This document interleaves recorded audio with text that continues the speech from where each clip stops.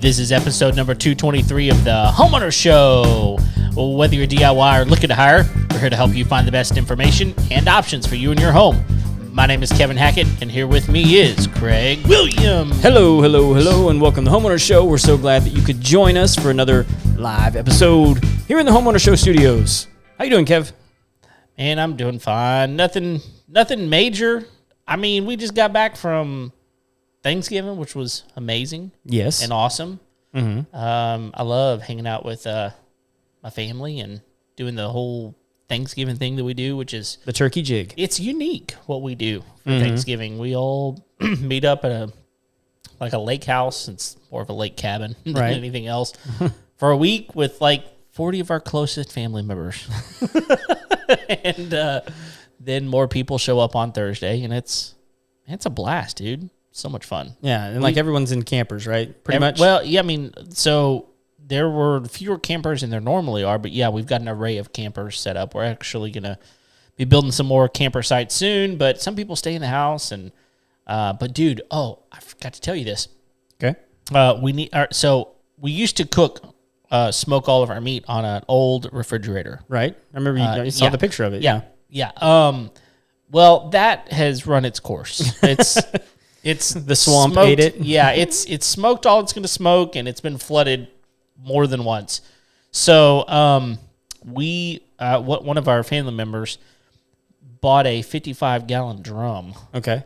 That was used to store pigskin fat, and so it was like cooking purposes For sure. And they were selling them for $5 a piece. $5 a piece. And he had to buy 5 of them in order. So he bought 5 of them, $25, and we built a smoker out of it. Uh-huh. And have you seen these barrel smokers before? Oh, yeah. Where you hang meat from them?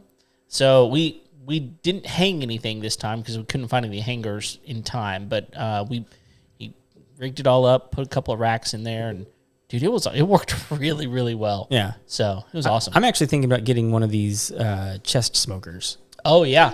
Uh-huh. It's just like the freestanding pellet or propane, however you want to, however you want to go about it. And I'm set it and forget it smoker. I'm all in. Like these purists out there are crazy. Yep. Because these pellet smokers. Here's the problem with smoking, which we do often. But like the problem with it is you got to get up at like whatever time and check the temperature and make sure it's working. And then if it's not, you're going to have to adjust it. And you might be up 2 or 3 times for an hour at a time getting everything working. Yep. But these pellet smokers, man, you just dump a load of pellets in, go to bed, wake up the next morning, and everything is perfect. You have brisket by lunch. Yeah, so really Perfect. What we're saying is our problem with traditional smoking is that it's actually work. Yeah, well, yeah. Yeah, I'm fine with that. I mean, at the end of the day, the result is what I'm going for. Yeah. More than the process. The purists, they love the process, which I'm fine with the process if I have time for the process. Right. But I really don't like disrupting my sleep patterns just for the process to happen. Me either. So, yeah. Anyway. So, dude, we played a massive game of pickup sticks at the Williams Ranch yesterday. Oh yeah, I saw the stick pile. Yeah. Okay. So we took the ATV around and we kind of made a game of it. We had so many downed limbs from the storm and just, trees that had died. Yep. Everything. So we just went around and picked them all up. We have a massive pile of firewood now. Yeah, it's going to take a while to go through that. It'll be fun though. Oh yeah. So I mean, s'mores, hot dogs. Yeah, and like with it was me and the 3 kids. I mean, it took us maybe hour and a half to get all that. If you saw the pile, like the pile. I mean, it's almost 6 feet tall. Oh, it's taller than I am. we'll just put it that way. Yeah. So anyway, we don't have a whole lot to do tonight. We have a lot of stuff coming up. Yeah, we do. And so we're gonna take it a little bit easy. We're gonna talk about the live events, and we got a couple of news stories we wanted to tap into here. So real quick, we've got 2 live events coming up. Yeah. One on December 1st, which is actually this Thursday. We're going to be at I'm going to be at Rowdy's Dance Hall with a special guest host that we're not announcing yet because we're going to, it's a mystery. That's right. We want to, encourage you to come and see who that's going to be. Yeah, but if you're in the Houston area, you Uh-huh. might as well show up. Yeah. It's gonna be fun. Oh yeah, there's going to be So- hundreds of owner operators in the homeowner realm, and so it's going to be a great event. We used to do a bunch of these 2 years ago, pre-pandemic kind of stuff, and so that's starting to come back, which is really really fun. Yeah. And so then we have another live show December 14th. I don't know why. I mean, like all of a sudden we got a lot of live shows coming up in December. And Yeah. it seems like springtime would be more of our time in the sun, but think. I'll take my time in the overcast shadows of Houston. Absolutely. Because it's going to be a little chilly and I like being inside. Mm-hmm. So anyway, we got those 2 live events coming up. We'll keep you guys posted and post on social media about those as they're coming up because they're going to be a lot of fun. Sure. And so we're actually going to be broadcasting live from both of those. We're going to have some special guests, and like I mentioned before, on the one on the first this Thursday, we're going to have a special guest host. Okay. So that'll be the other one's on the 14th, right? correct. Okay. Yeah. Did you say that? And I just I missed think it? I did, but if Okay. not, it's worth repeating. There you go. So First and 14th. that's right. And so that's really about it. Well, yeah, we got to probably at this point, I think it's safe to say our most frequent guest is coming back. Oh yeah. She Next hadn't week. been on. She hadn't been on in a long time. I mean, but I don't know how the timeline's going to work out. We'll go live with her, but the audio probably won't come out for like 3 or 4 weeks, Right. depending on what all happens. So we just never know with the live events if we break those up into multiple shows. That actually might be something we'd like to hear from everybody. Would you guys prefer it when we do a live event, when we come back with the podcast? Would you like us? Do you want like one long audio segment, or would you like us to break it up into smaller chunks? Because typically those live events go a little bit longer than shows in the studio. Yeah, but they're good small because we'll get different guests. And so.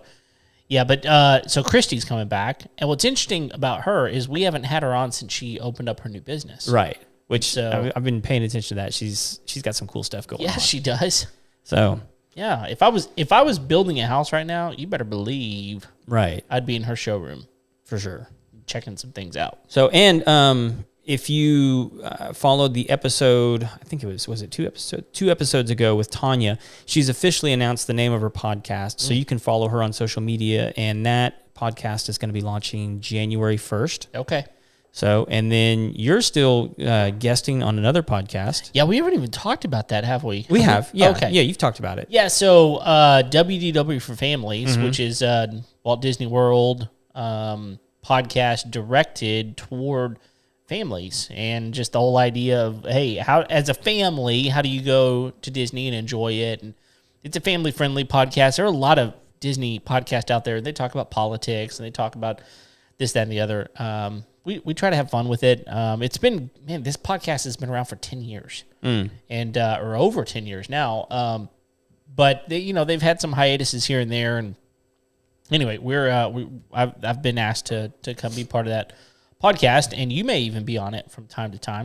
It's a possibility. So I don't know. It's a pretty cool. It's pretty fun. Yeah. So there's a show I'm going to be on next week. Man, I cannot remember the name of it. it's really super interesting, y'all. It's going to be a great one. It's a business podcast. Sure. And so I'm supposed to go on there, and I don't even know what all he's going to ask me about, but I'm just gonna when I'm on it, I'll post it, and we'll reveal the name of the podcast then. So it's all also a mystery. Yeah. So I mean, we have other podcasts reaching out and like wanting us to either bring their guys on or us go on there. So that's always fun. Sure. But I'm gonna sort through a couple of news stories that I thought were interesting. I always like to bring some relevant news to the homeowner. And I haven't heard these yet. Yeah, Kevin doesn't. Kevin does. I do this research 5 minutes before the show. Yeah. No, really. Like I try and keep an eye on this kind of stuff because I find it interesting. And I think I mentioned. I'll talk about that in a minute because this one actually interested me because it was just posted 5 hours ago. And it's talking about how residents of Cape Cod may be forced to replace all of their septic systems. What? Under some new state regulations. And apparently it has to do with nitrogen pollution. Like apparently the existing systems are creating a nitrogen problem. So I assume that existing systems had been around for a while, so they're probably regular leach line or whatever. Yep. Nothing. And it's getting into the public water systems, like into the bays and the estuaries, and so like it's disgusting. It's polluting it with nitrogen, which that's not usually the thing that you hear about. No, in water. So anyway, excuse me. Look. If that's happening, that needs to happen. Well, the problem is, it's okay. So what this story is saying is that it's gonna cost people it's gonna cost people roughly $30,000. Well, that's not surprising to upgrade if you go from a traditional septic system to the newer style that has the spray heads and all that kind of stuff. Just installing, and we just installed one, and it was a smaller system. Well, let me say this, because I know you're talking about installing one. It's going to cost $30,000 just to put a nitrogen filtration system.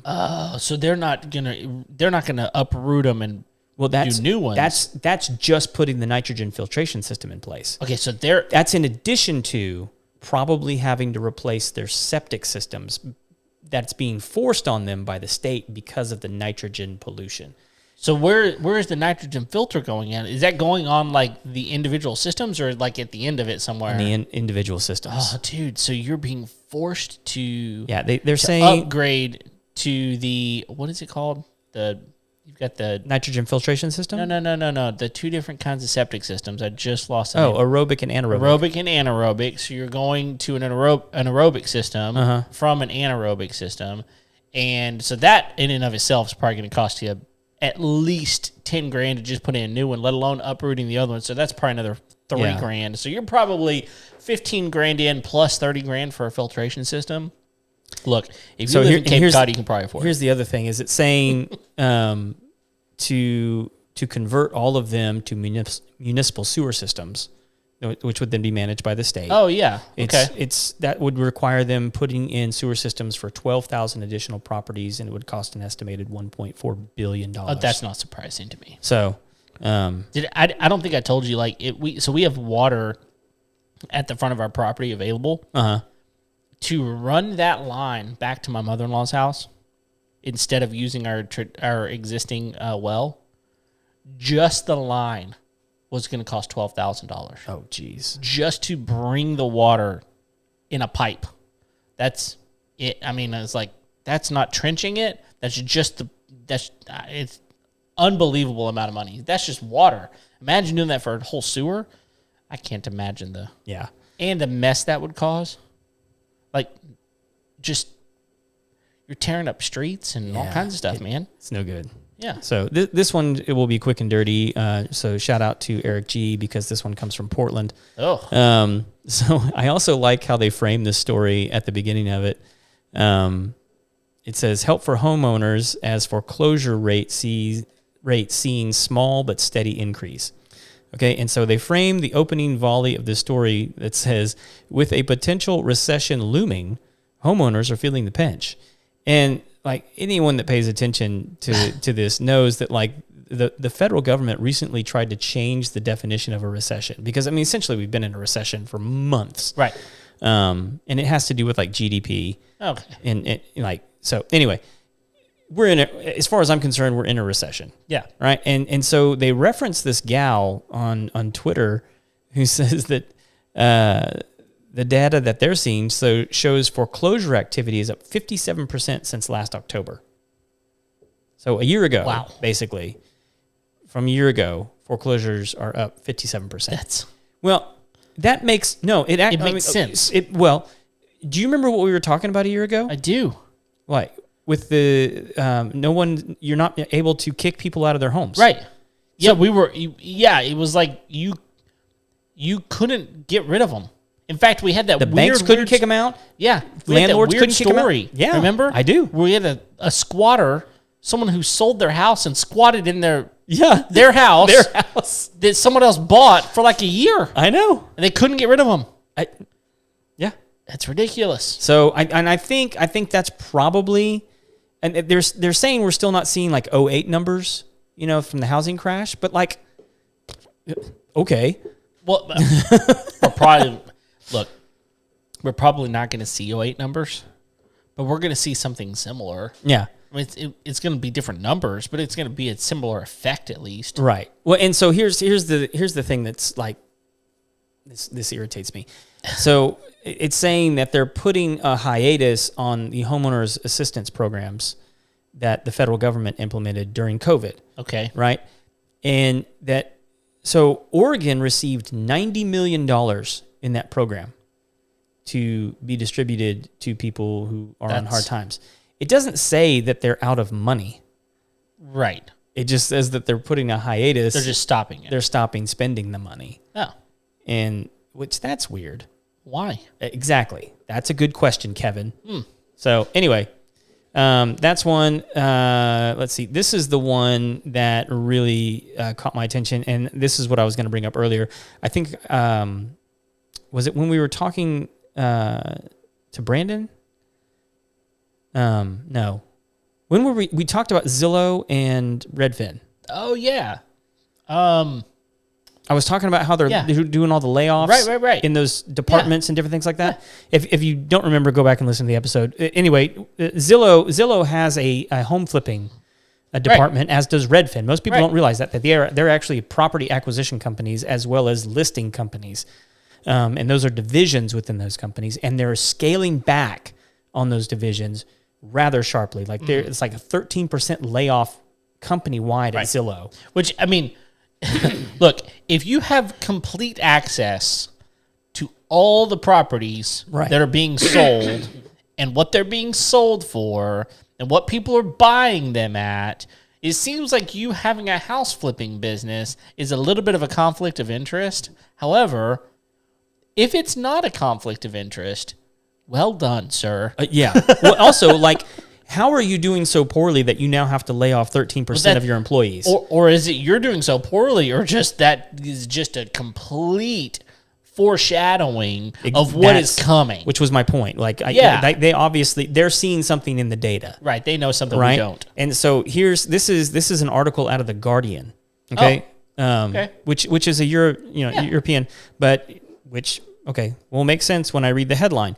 UK homeowners forced to settle for below asking price, Zoopla says. Apparently Zoopla is like I don't know what that is. Zoopla? Uh-huh. Okay. Yeah. And it says property website data, which I assume that's what Zoopla is, shows housing market is slowing with a 44% less demand for homes and sellers accepting 3% below asking price. 3%, huh? Yeah. Wow. Poor old chaps. Well, up until recently, it's not been irregular for people to be paying above asking price. I paid a whole lot more above for my house than what it was asking for. Like, and I'm like you, poor them, but it's a sign of what's happening. There's a less demand, which means there's more supply, which means that those that are on the market are going to have to drop their prices if they want to move the product. They have to. And so it's just going, it's already happening in the UK. I think we're starting to see it here now. And you have companies like Zillow and Redfin that are like, the writing is on the wall. Mm-hmm. Like we're going to see a price decrease. Right. And we're all like, and I forget which episode it was we were talking about, we're already seeing real estate agents bail. Oh yeah. And I'm not saying anything bad about real estate agents. No. But what I will say is we had a lot of Johnny-come-latelys jump into the market in COVID because for them it looked like easy money. Sure. And it was. I mean, like, people jumped in and they were able to make really, really easy money. And even seasoned real estate agents, they were making good money still, even though we had so many new agents in the market because the margins were so high. Sure. What they were getting, they were still getting like the same percentages, but they were just making so much more because the prices were so much higher. And now I think you see some of these people who don't know how to actually network, how to run their businesses, how to run themselves as a business, that are going, this is too hard. Yeah. Yeah, and here's what's... This was so easy when I got in. It was. So here's what's funny, and this is why I think that those of you who are listening right now, I think it's wise to listen, not necessarily to us, but people that we talk to, I'll put it that way, and learn and truly educate yourself, because here's what happened with me. we had been working on the idea of selling our house for a year. Mm-hmm. And we were trying to figure out when's the best time to do this, when's the best time to do this. And here's the thing. The housing market was nuts when we were talking about this. I mean, this is where, people were buying houses for $100, $200, $300 over asking price. They were having 25 offers on a house within 24 hours. Yeah. Right? Just ridiculous things happening. And so we could see that we were at some point we're going to have to hit a peak. Mm-hmm. At some point, this is not sustainable, right? The reason that the prices were so high is because the inventory was so low. Yeah. People were so scared to sell their house because they were like, well, what am I going to be able to get into? Yeah. Because I can't afford the current prices, so I'll just stay where I'm at. Well, and part of that is builders were in a weird pinch. Like they couldn't get material, they couldn't get workers. Nope. And so we couldn't build houses. Right. And places that hadn't ever experienced growth before were all of a sudden experiencing exponential growth because a lot of people were leaving the cities, getting into, suburban and more rural communities because everyone was able to work remotely. Yeah, so give me a bedroom so that I can put my office in it. Right, yeah. And so people were telling us whenever we sold our house, I was kind of looking at the writing on the wall going, there's going to be a peak here somewhere. Oh, yeah. And I knew, I sold my house for way more than I should have been able to sell it for. Right. Compared to what I bought it for less than 5 years previous, I sold it for 50% more than I bought it for in less than 5 years, which is nuts. Yeah, that's crazy. So then people were telling me, they were like, Kevin, you're crazy. You're crazy. Why would you sell your house? I mean, what are you going to be able to afford? Like, this is a horrible time to buy a house, blah, blah, blah, blah, blah. And yes, did I pay more for the house that we purchased than asking? Yes, we absolutely did. Did I pay 50% more than I should have? No, I did not. Yeah. And now, look what's happening. What's happening now, which is just a few months after we purchased our house, the housing market has just completely flipped. Yeah, but right? I also imagine you're paying a much smaller interest rate. That's the point. Than what other people are having to pay right now. That's exactly right. Yeah. So I got in at 4.5% interest on my house, and let me tell you, the numbers were rising whenever I got into my house. I mean, they were at like below 3, and they went up to 3.5, then to 4.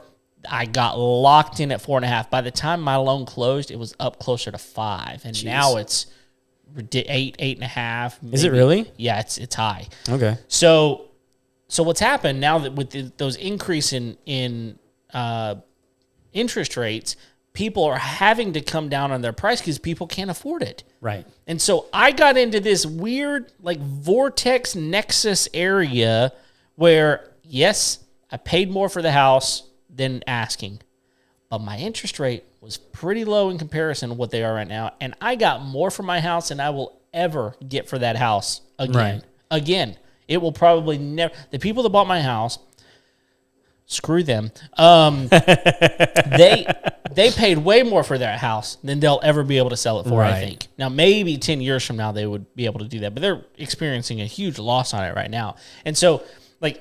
I think I bought it the perfect time. Yeah, personally. Just FYI, right now, I think it had been at 8 at some point in time. Right now, the 30-year fixed is sitting at 6.62. Okay, well that's good actually. I mean, in comparison to what it was, it got up like ridiculously high. And it also looks like if you were to, so this is something I think a lot of people don't realize, that if you are willing to pay on a shorter time scale, you can get a much lower rate sometimes. So like right now, the 15-year fixed is like 6.02. Yeah, it's lower.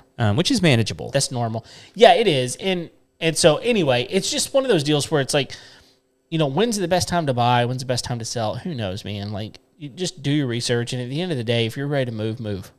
And if you're not, don't. Yeah. I mean, there's deals to be made. Yeah. Well, right now, there's really deals to be made. Yeah, there's some good. Because you have to. Because if you're going to pay a higher percentage, I can't pay a higher mortgage rate. Right. So it's give or take. I got to do one or the other. Yeah, and I think people are.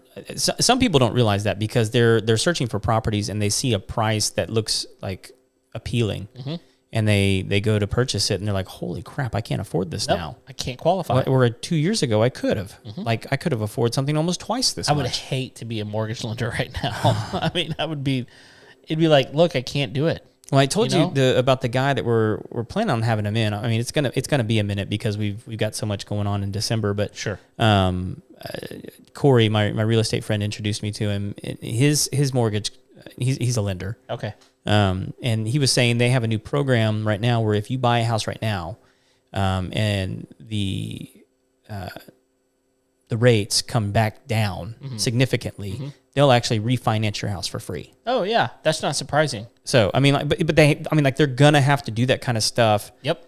In order to incentivize people to get into the house. It's interesting because my mortgage lender told me even at 4.5%, she said, Kevin, the rates are going to come down.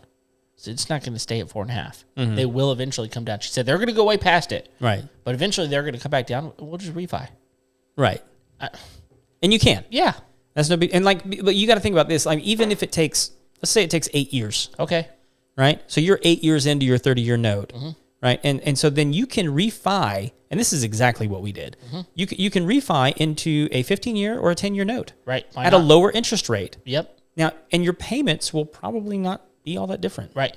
And that's exactly what happened to us, man. Sure. Is we caught that, 2.75, whatever it was. So low. And so like I think we're on track to be done in like 8 years. Yeah, so you probably cut what, like 5 years off your loan? Oh no, we caught way more than that. Even if it was 5, I mean, look, even if we cut like 15 years off. 50. Even if you were paying $1,000 a month on a home, which you're obviously not paying that, but if it was $12,000 a year times 15, goodness gracious, you cut off a mortgage. Yeah. Yeah. So look, that's my point with all of this is you can't live your life based on fear. Right. Oh, what's going to happen here? What's going to happen there? Look, if it's right for your family, then do it. That's the thing. We moved in, and this is what we told people. It's like our kids at the time were 7 and 9. Right. They're now 7 and 10, almost 8 and 10. And I was like, look, if we waited another 5 years to figure out what might happen in the housing market before we bought land, they're almost done. Yeah. I want my family to have some space. Yeah. That's why we did it. And at the end of the day, choose your why.